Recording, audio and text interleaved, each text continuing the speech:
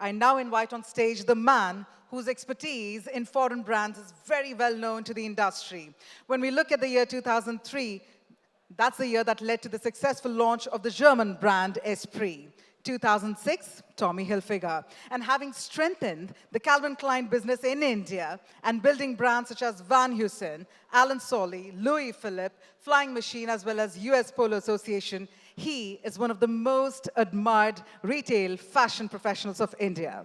Ladies and gentlemen, I'm truly delighted to welcome on stage none other than Mr. Shailesh Chaturvedi, Managing Director and CEO, Arvind Brands. So can we have a huge round of applause? Bring that excitement back in the air, everyone. Let's put our hands together to welcome Mr. Shailesh Chaturvedi.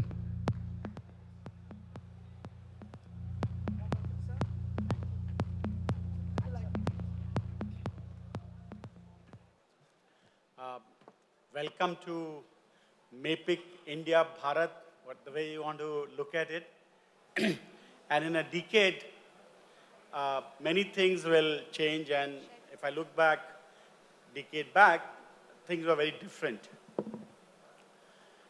Indian retail, and I come from the fashion retail part of the retail, and most of my comments will be from my own experience of the fashion retail side. I would say the business has grown immensely.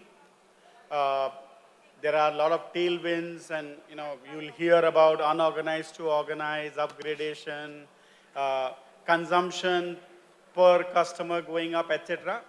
I've been in this field for last 31 years.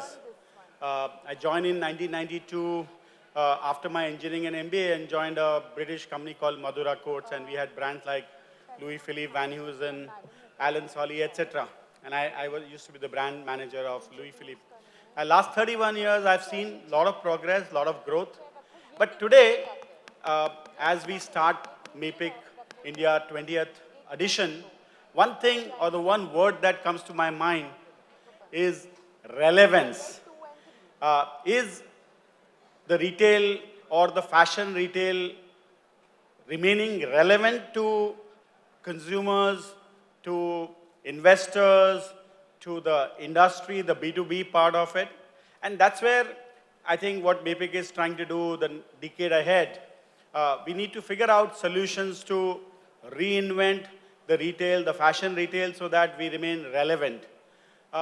If I look at, let's look at a big event that happened yesterday. Apple had that conference, Wanderlust in California, and they launched the new watch and the phone, iPhone 15.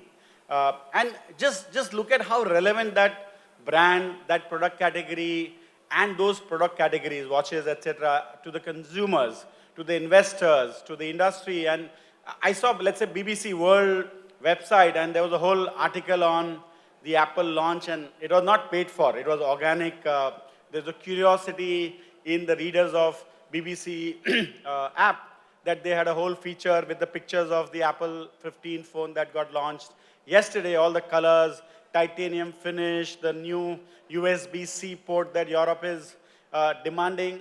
And I was saying that how many such product categories be so relevant that a BBC app is covering it? How many of our industry, what we call retail, would be that relevant that the mainstream media would cover it without somebody paying for it?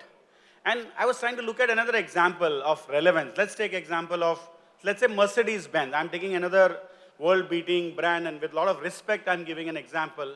And let's, for example, assume that Mercedes launches the new variant of S-Class sedan, which is really a marquee product category that Mercedes has, and any sort of affluent customer across the world will want to know about or want to probably own a Mercedes-Benz S-Class sedan. And let's say tomorrow, yesterday was the Apple launch, and let's say tomorrow, theoretically, it was a hypothetically launch of S-Class of sedan of Mercedes. I'm just trying to see how many media will cover it.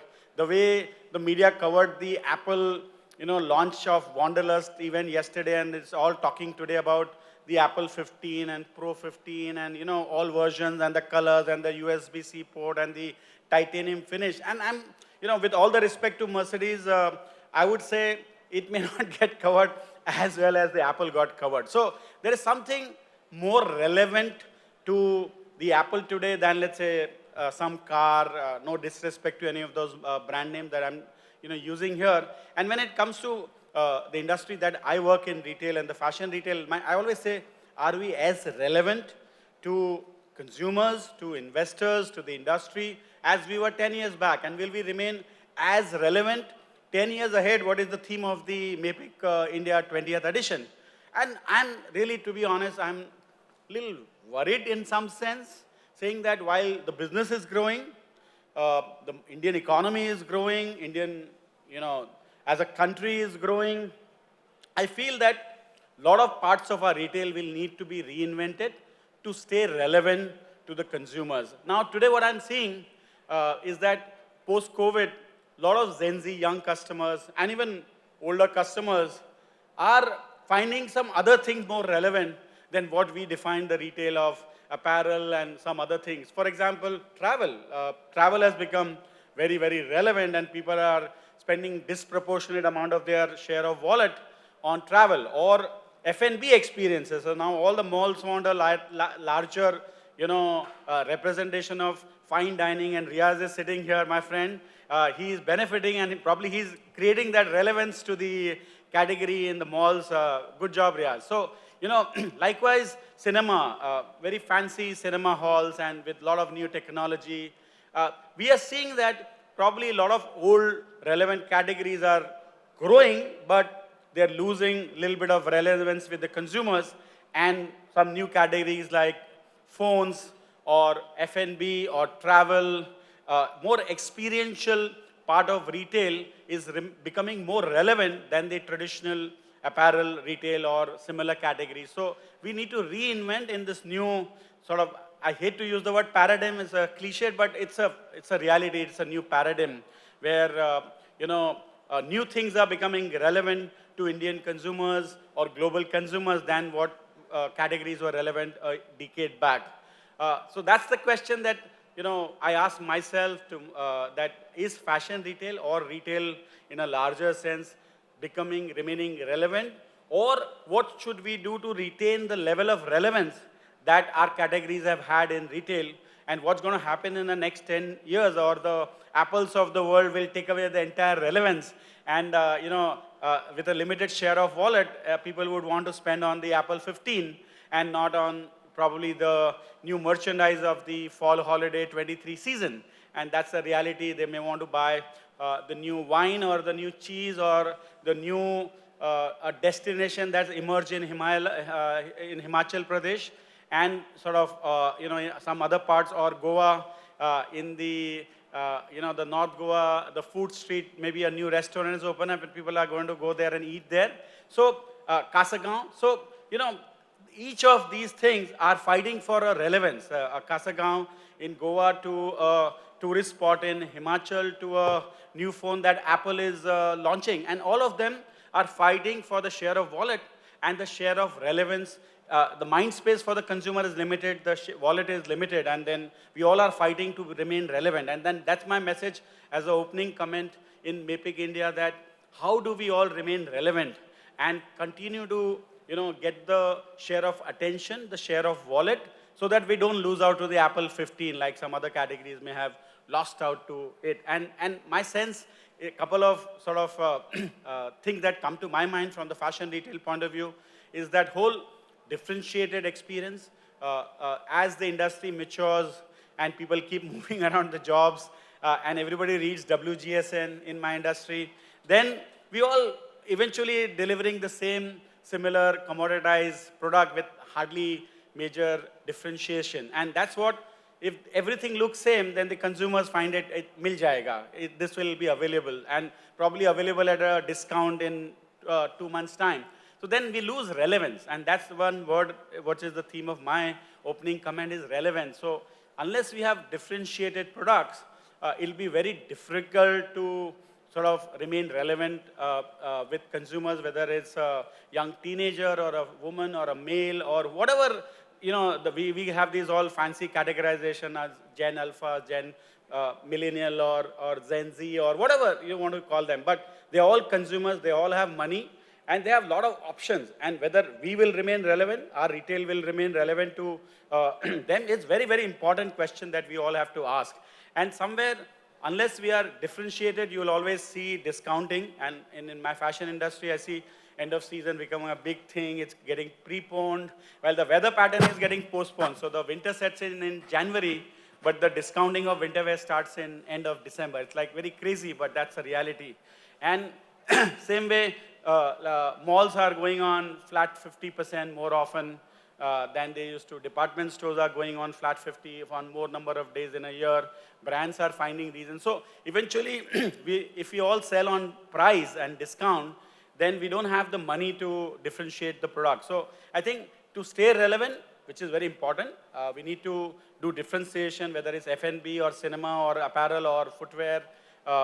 It has to be a differentiated offering, and then we need to figure out ways to reduce discounting. And to me, that's a very big important as an industry. How do we overall reduce discounting and improve the profitability, especially in fashion retail and in most parts of retail I've seen.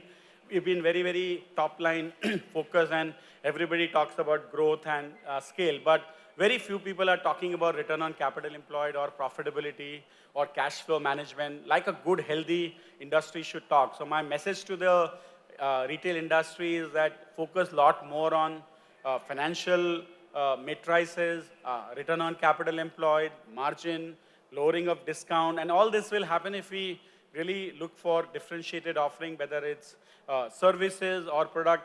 I've been running Tommy Hilfiger for now I just started 18th year, and every day we just thought, how do we, do something which is differentiated, whether staff quality or the visual merchandising or the product, and do it consistently. So if we are in 75 cities, then we want to do it hopefully as consistently across 75 cities as possible. And if you can do something high quality, differentiated, like Tommy Hilfiger, a lot of our business will make a lot of money and very high EBITDA margin or good ROCE. So that's my message, that we need to stay relevant. Consumers have a lot of options today to get distracted in a way, because they have the right to get distracted, whether it's a holiday destination, a new brand of wine or cheese, or Apple's new version of Apple 15, or iPad or iWatch, whatever category. So we need to stay relevant, and to stay relevant, we need to give something differentiated, either a product or service. And to do that, we need to figure out ways to deliver the offer with less discounting and focus a lot more on the financial metrics. So the investor community, the employees, and the companies will flourish, because without profit, how is it possible for the industry to grow? Because unless investor, whoever is an entrepreneur or an individual or a institutional money that comes into India, unless there's a return, they will not invest, and it will be a problem for the industry to grow, because without capital, you can't grow. And to get capital, you need to show returns, and for that, you need to show margins. For that, you need to reduce discounting. For that, you need to have differentiated product. And the basic, it comes down to stay relevant with the consumers, with the financial markets, and with the industry. That's my message, that let's find in this MAPIC 20th edition in next couple of days, let's brainstorm ways to stay relevant and stay differentiated. Thank you, friends.